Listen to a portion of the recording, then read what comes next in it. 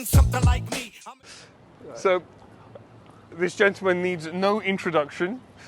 Greg Nathan, the author of Profitable Partnerships. He's a total legend in franchising and has helped me many, many times without knowing it, I'm sure. You. So it's really wonderful. Welcome to another episode of Walking with Walfinch.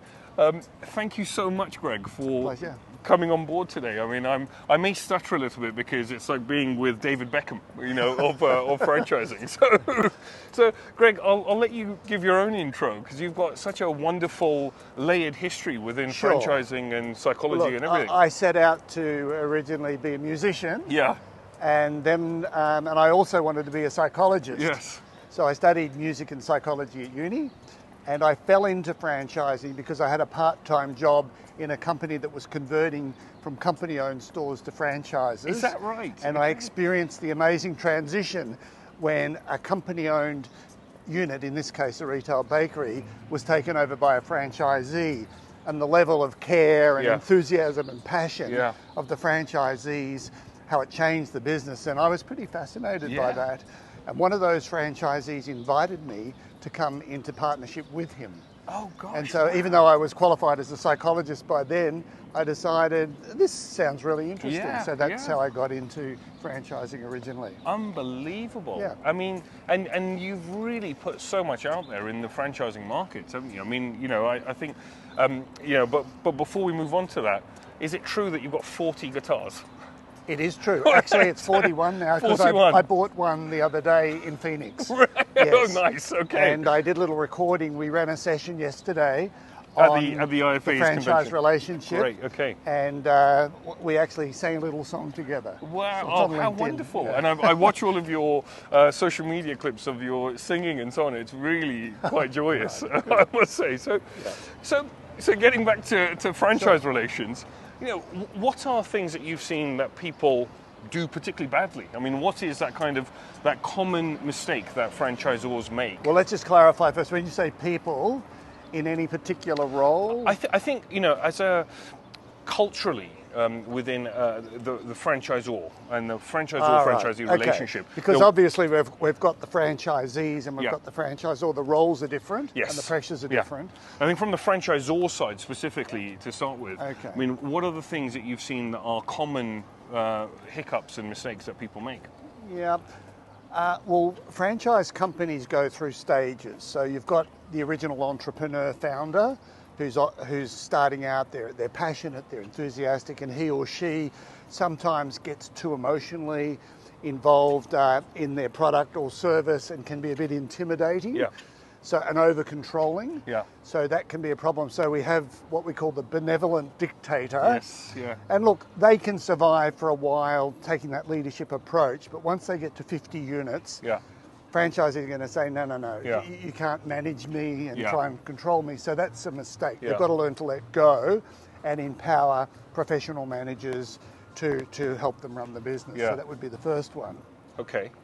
As the companies grow and they're bringing in professional managers, these people often don't have experience of dealing with small business owners. Right. They don't get the passion and the anxiety that a small business owner has as a franchisee. Yes, yeah. And so they also lack the empathy. Yeah. They expect people to just do what the company policy is without really explaining it. So that would be another mistake. So I think a good franchisor leader has either been in small business themselves and gets it, or has taken it seriously to study the psychology of the small business owner. That's really interesting. I mean, just reflecting on my own experience there, I was a franchisee of a home care brand. Right. And so when I'm, when we're talking about franchisees and change management and so on, you're always sort of speaking as though there's a franchisee in the room, because I really feel there is, in me. And that's a good psychology to have, that you've always got the person in mind that you're trying to help or support when you're rolling out something. Yeah, and it's that, isn't it? It's a help and support. And I think I read somewhere, and you often talk about heart and minds, and franchising being, really sort of both of those things. You've got that's to, life also. Yeah, so true. Yeah. You've got to have your heart and mind in what you do, but Yeah. you've also got to bring other people along with Yeah, you. yeah. Absolutely. And so on the flip of that, what is something that you've seen franchisors do particularly well, and you think that actually fundamentally in the market is done well? Okay. There's a lot of good things that are done well. I think before rolling out a new initiative, to test it properly, to get feedback, to listen to that feedback, because we have confirmation bias. Often we decide this is a good idea, and we screen out the ideas of people who are questioning or challenging. So I think what good franchisors do is keep an open mind and listen to the feedback. Doesn't mean you have to take it all on board, but you need to process that. So that would be important. I think just appreciating the anxiety that franchisees have constantly in running their businesses. The pressures of staff, particularly these days where staff are becoming more and more unreliable for a number of reasons. Cash flow pressures. These days there's issues around pricing. How can we retain our margins when costs are going up, but we don't want to put our prices up? So.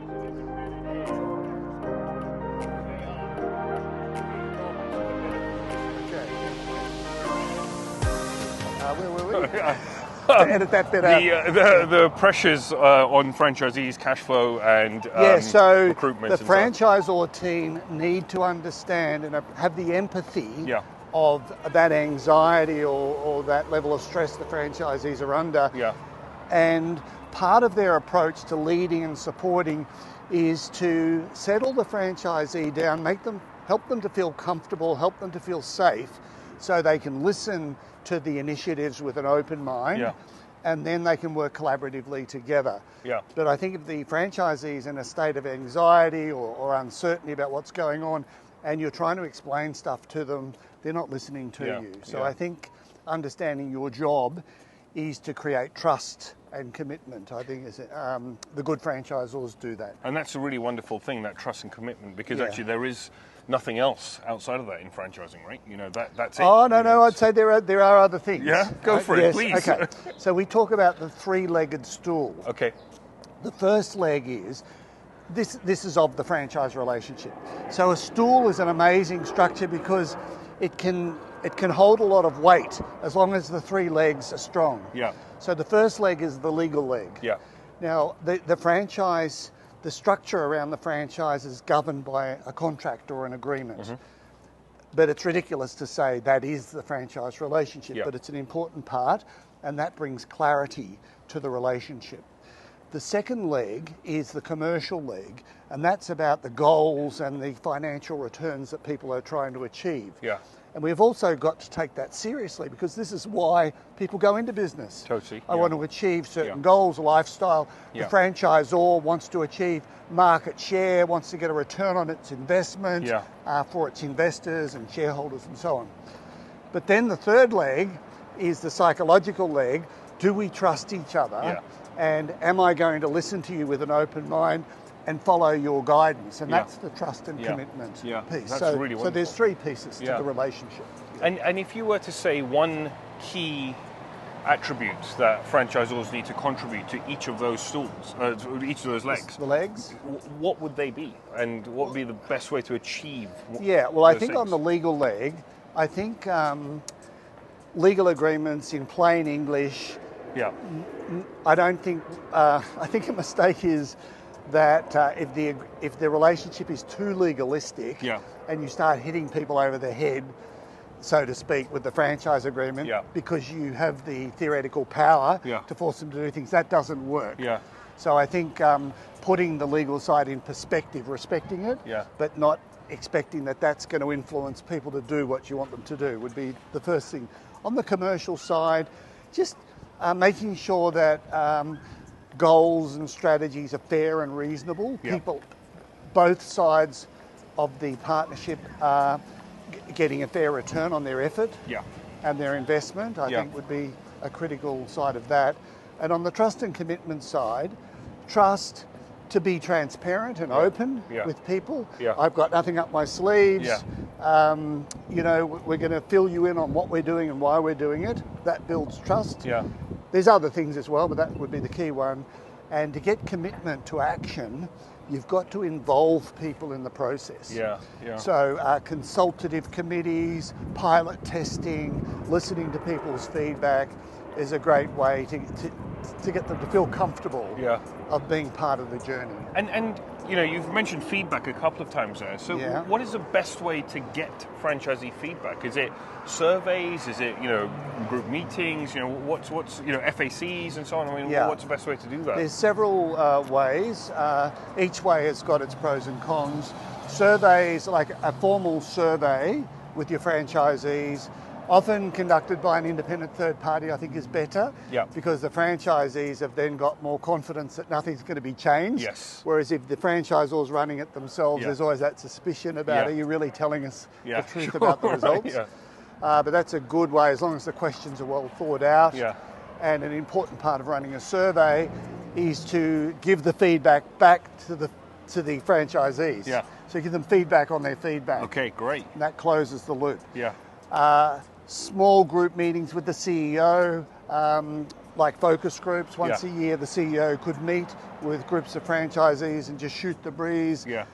Ask them, what are we doing well? How could we improve? Your field consultants or field managers are a great source of feedback. Talking to them about what a franchisee is telling you would be another thing.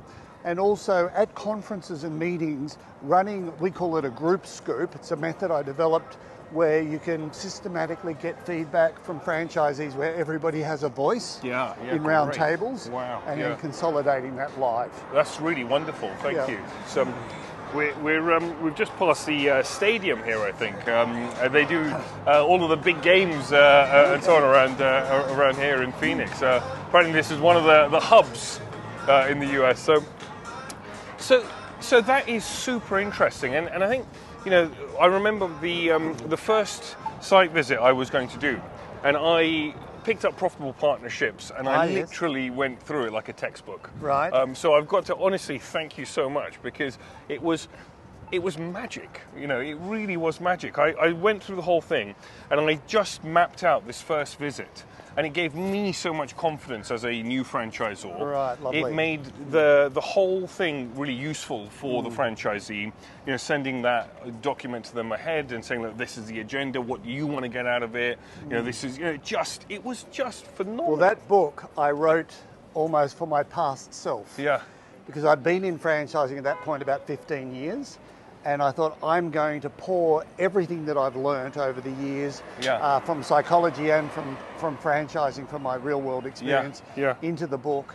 And the topics were chosen from all the hot issues that I'd confronted myself. And I thought, if I could write a book that my past self would read and go, this is so useful. Phenomenal. So that was driving me all the time. You know, from the whole franchising community, I thank you, honestly. It is, you know, I speak about that book so regularly, both the franchisees, franchisors. I was at a roundtable here at the convention with the IFA yesterday, and I was talking about it in the Emerging Franchisor Boot Camp. You know, just the whole thing. Someone was asking about how to do a site visit, and that's why that kind of came to mind. And I've got another book, actually, on how to conduct field visits as well. And which is great, that group. Which is so, I mean, and how important are the field kind of coaches in your mind? I mean, I'd say potentially they can make the biggest difference, because they're interfacing with the franchisee on a regular basis. It could be, you know, between a week or 2 weeks or 2 months at a time, depends on the type of business. But if they've got good coaching skills, and they are able to inspire and motivate and guide the franchisees, it can make a huge difference. And if you were a franchisor, how would you be training those field coaches to do their job to the maximum efficiency? I'd probably be getting them to read my book on how to conduct effective field visits, and also we run courses on this, but I think there's a few skills they need. They need coaching skills, which is the ability to help franchisees set goals and then help to hold them accountable to those goals. They need good financial literacy. so they understand how to read a financial statement and what are the levers that drive profitability in terms of, you know, certain KPIs. It could be average sale per customer, it could be the net promoter score, it could be employee engagement in the business. Yeah. If they're a little bit low, how do we help the franchisee improve those metrics? They need the skills to be able to conduct an audit or a site visit and be constructive to say, look, this is sort of not as it should be, and this is why. Yeah. And so how are we going to get you to improve those standards? Right. So the brand is not put at risk. Yeah. I think we talk about brand alignment rather than compliance. Yes. Yeah, that's a lovely word, alignment. Because actually, the brand is your reputation, and nobody wants to damage their reputation in business. Yeah. And because all the franchisees are linked by the brand with the franchisor, it only takes one business to make a mistake or do the wrong thing by a customer, and that can escalate and affect everybody. So part of the role of the field manager is to make sure that the brand is not put at risk. Yeah, and that's really wonderful. Yeah. And so if you were, I mean, I suppose, and this is from both aspects, so it's probably a double question, but as a franchisor and as a franchisee, what are the handful of things that you would track? So whether you're a resort going into, you know, sort of looking at a multitude of franchisees and saying, well, are we, you know, doing a good job or not? Whether that is from field support or looking at the unit level economics and the whole sort of, you know, here is the five. It's pretty simple, really. It comes down to, is the franchisee profitable? Mm-hmm. So I would be looking at that number itself, which is the net operating profit after all the business expenses have been taken away from revenue. Right. And they can be expressed as dollars or percentages and compared to a benchmark.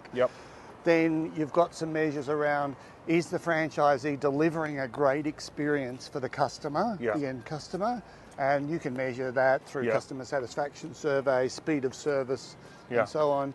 And the third thing from the franchisee perspective is the franchisee participating constructively in the network? Are they attending meetings, training?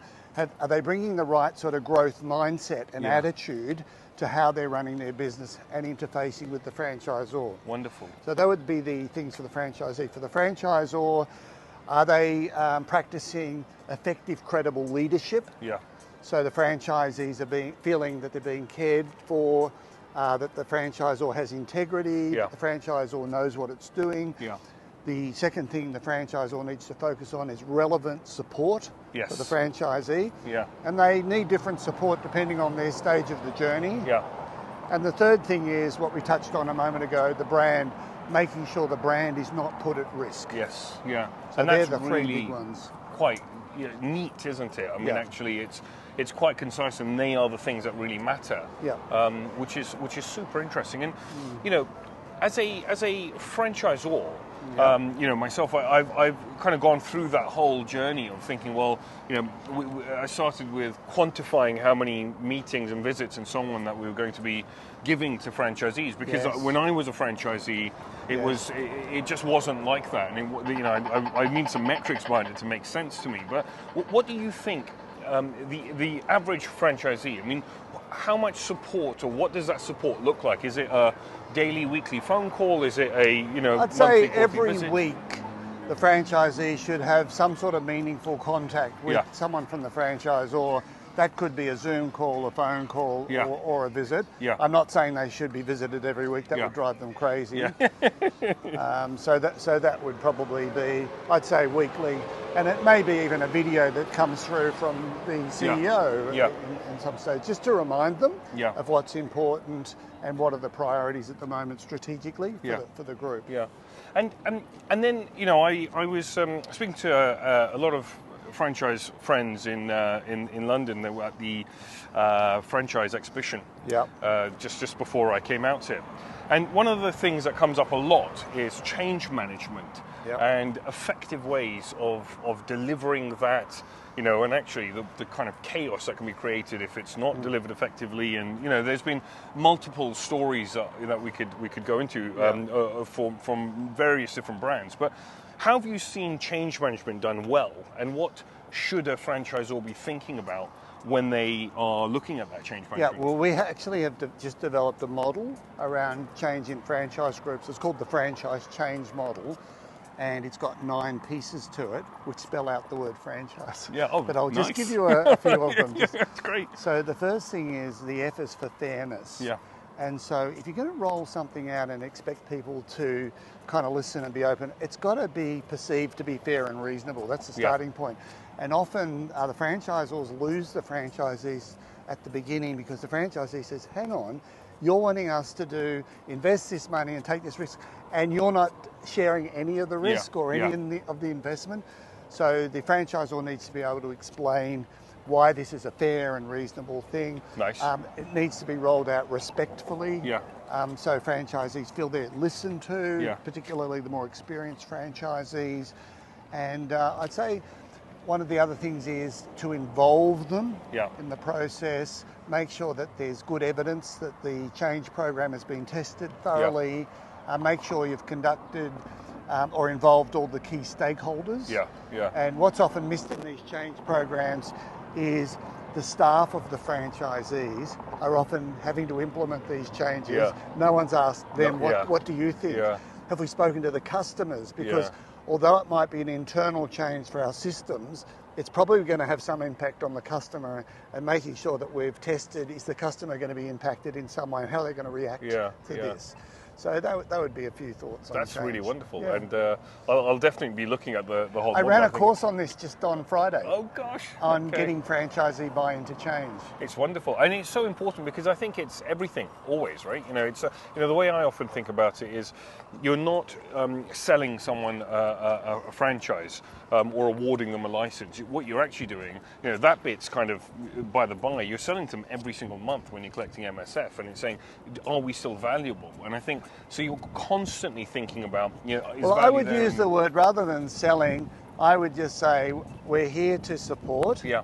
And help people to be as successful as possible. And I think if you're taking that approach, people are going to be more open to listening to you, because what you're doing is trying to help them, rather than saying, I'm going to try and convince you to do this or that. People get suspicious. What's your agenda? Yes, and that's so true. I think, and that would be another tip about change. Don't try and sell the change. Just try and demonstrate the benefits and listen carefully to franchisee questions and concerns. And then they'll just come on board naturally if it makes sense. And I think this is it. I think, the thing that I have experienced myself as a franchisee, I think, is when you feel listened to, everything else, makes sense. But actually, sometimes you don't want to do whatever the kind of the end thing is, but actually, if you feel like you've been listened to, I think that's so important.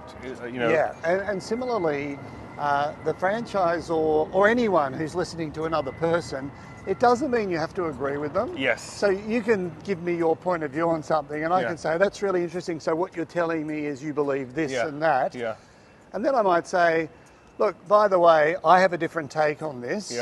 And I can explain my perspective. It's a little bit different, but I can still respect your right to hold a view. And you're probably more likely to shift your view if I don't judge you. And I just say, look, I'm just going to share my thoughts on this. And it's up to you if that makes sense. And it's, you sort of, I think you said something to me last night at the drinks, and it was so, I should have written it down. It was something like truth and fact or something, was it? I mean, it was really very interesting that, I think just being straightforward with people, it's so important in all walks of life. But yes, and look, the thing is, what is the truth? We never know the full truth. So life is about discovering to your best of ability and understanding what's going on around you. Life's very complicated, and I think if you're prepared to say, look, at the moment, given the facts and information that we have, we believe this is the right approach. But if other information comes to light, we'll be prepared to adapt. Absolutely, That's a smart way to lead. And just kind of shifting gear a little bit on to FranDev and looking at that vetting process, because clearly that seems to be a very important aspect. If you're getting the right people on board and partnering with the right franchisees and so on. So what have you seen to be a good and effective vetting process? So you need to gather the biodata, I call it, from the person about their background, their facts about their experience, what do they have relevant experience in your particular industry, what's their family situation, how does the family feel about going into a business with all its risks and so on. Then you need to get some sort of feedback on, I call them attributes that are relevant to success. Yeah. And we've developed some tools around this.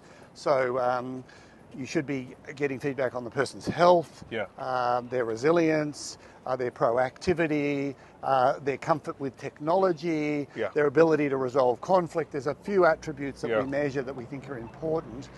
And then finally, you need some sort of a checklist that you can use as a team to say, look, we've gathered information from this psychometric tool or whatever it is, from this application form. Now we're going to make some conclusions. So we call this the final check. Yeah. And it should be very carefully worded. We use what's called behaviourally anchored rating scales. So we say what excellent looks like in terms of behaviours, what poor looks like in terms of behaviours. Right. And then we rate the person on these behaviours from all the information we've gathered. And there's often discussion. You can say, well, look, I spoke to the person and they seemed quite organised and punctual for meetings. And I'm saying, well, they seemed all over the place when I spoke to them. And then we look into it a bit more, and the meeting I had with them, they had a crisis on at that time, and I was prematurely judging them. And in fact, they are normally quite organised and disciplined in their approach. So I think getting, this is, we call it triangulation. Okay. This is how I buy guitars. Right. So you look for 3 sources of information. Yeah. So if I go to a guitar shop, which I did the other day, and I take a guitar off the wall, a second-hand guitar, and I'll play it, does it sound and feel good? Yeah. Then I'll get a musician in the store to come and give me their opinion. And then I'll go online and I'll check the price. And any other feedback. And then I make my final decision about, is the price right and is this a good instrument? This particular one I'm playing, because they're all different. That's very nice, I've actually I've got 41 guitars at the moment, but I've sold quite a few over the years, so I've bought over 60. Right, okay. I've never had a bad one, because I use triangulation. Yeah. I mean, I think that's now my new method of buying anything. So well, if you buy a house, you should meet the neighbours. Check out the local school. Get someone to check the engineering structure. Gosh, I wish I'd met my neighbours before we bought our place. That's a big one. That's lovely.